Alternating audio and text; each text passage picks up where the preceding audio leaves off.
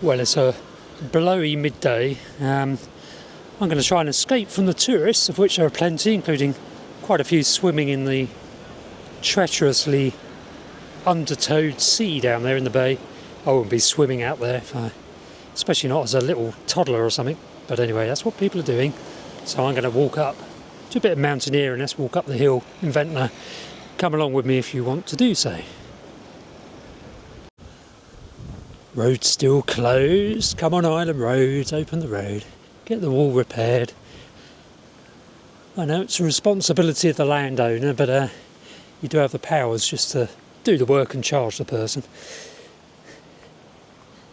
And it can reopen access to La Falaise, or access from this direction to La Falaise car park anyway.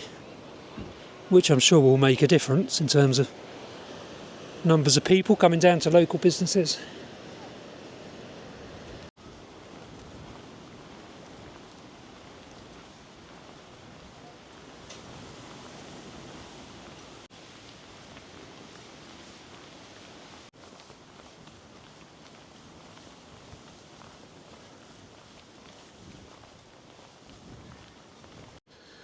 So I'm keeping my eye open for any migrating birds today. The swifts, at least the local swifts, seem to have gone.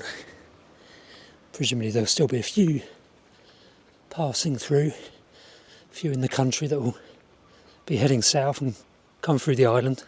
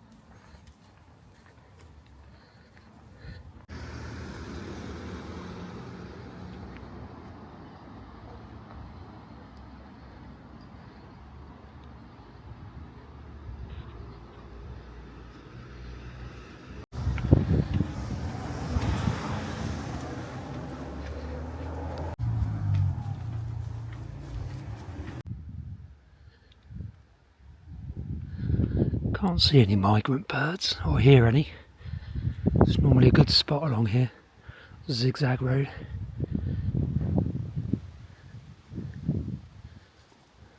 Sycamores just up ahead are really good, especially later in the autumn, come September, October.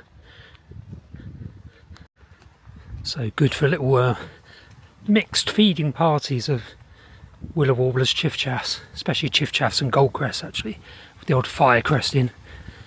By that time of year, virtually all of the willow warblers have already gone through, but the chiffchaffs come through a bit later.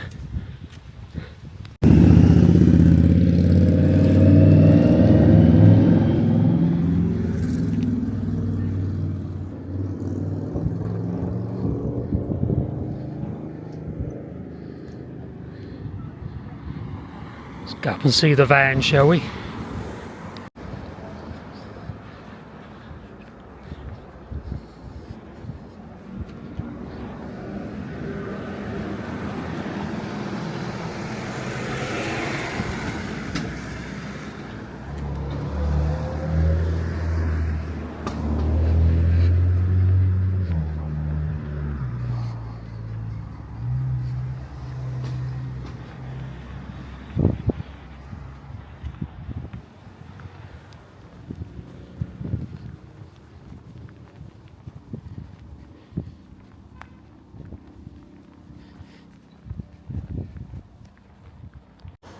So just sorted a few bits out of the van, which is going to a new owner imminently. Spares or repairs, that kind of thing. Spares or repair. Just having a quick look at the Graben on Ocean View Road, or Newport Road, whatever it's called at this stage. So, Southern Water obviously repaired their sewer about a month or two ago, and the actual road surface itself wasn't repaired, just the sewer. Which is fair enough, I suppose. But I think Island Roads are going to come along and have to do something to the surface of the road quite soon. It's kind of a mend it and see sort of situation here, where it gets mended temporarily, then it goes again, then it gets mended again temporarily. Not sure what the long-term solution is here.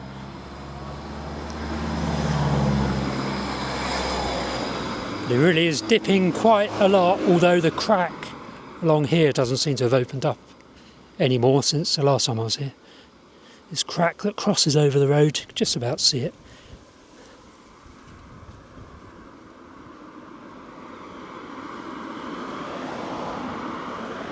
Well, I'm going to head down Old Chute, I think, back down into Ventnor Bay.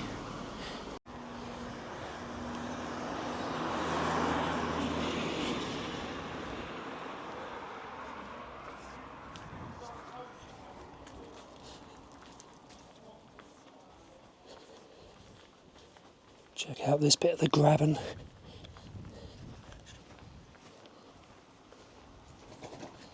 What a cracking day. That wood pigeon almost landed on my head, but what a cracking day.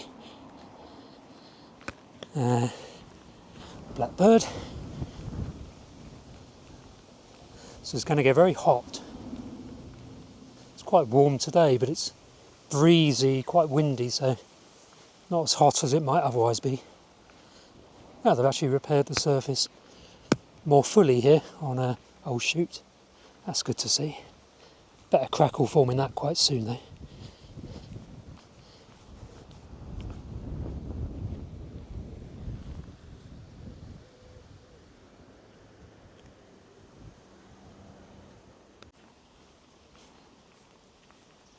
Yeah, they've repaired this bit as well.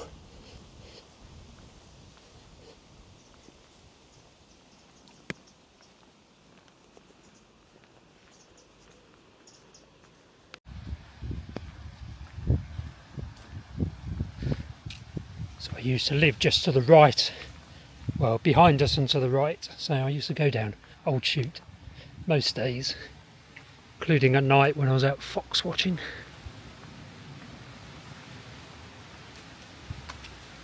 It's much nicer being in Ventnor living in a car than it ever was living in a house though, although I did like the garden.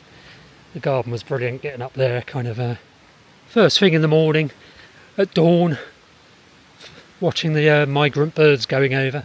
So it was superb up there for meadow pipits and tree pipits, swallows, martins all going through, goldfinches, chaffinches, linnets, siskins, all those kind of visible migrants that fly over in September, October time especially, and a smaller movement in spring. Autumn was always the best, as it is now, the best time to enjoy bird migration on the Isle of Wight. Well, anywhere on the south coast really. Autumn is always more obvious. Autumn migration of birds is always much more obvious than a spring migration of birds. In spring they just go really quickly to get the best territories. They want to get right to the breeding grounds as quickly as possible so they can be first to get the territories, so they don't hang around in places like this. They're just moving through, whereas in autumn they've already bred, so they're not trying to find territories. They're gradually meandering their way back south to escape the first frosts in the autumn as it turns into winter. But it's a much more leisurely process, autumn bird migration, than a spring migration. It's quite interesting.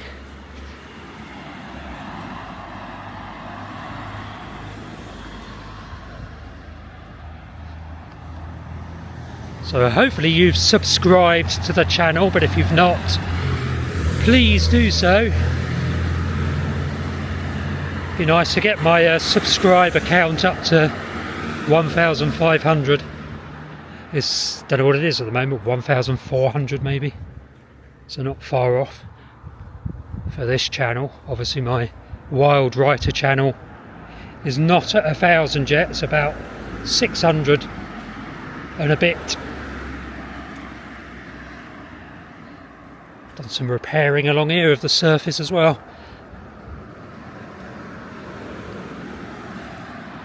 What a lovely view of the downs, the entrance to Combe Bottom. Absolutely stunning.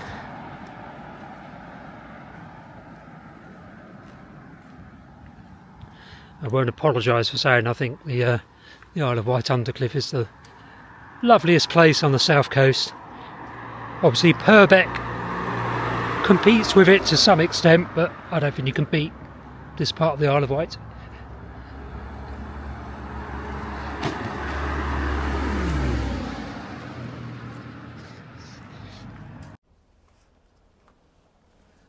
So I hope you're enjoying this video about Ventnor and the Undercliff. If so, then don't forget there are 2 books I've written. One, Birdwatching Around Ventnor, creatively named, and the second one is Wildlife Watching Around Ventnor.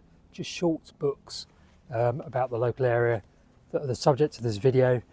Available on Amazon. I'll put a link below this video, and you can also order it from the library, and it's available in all major bookshops, both of these little booklets, and in a few shops along the Esplanade, like the Longshoremen's Museum and Lady Scarlett's Tea Room as well.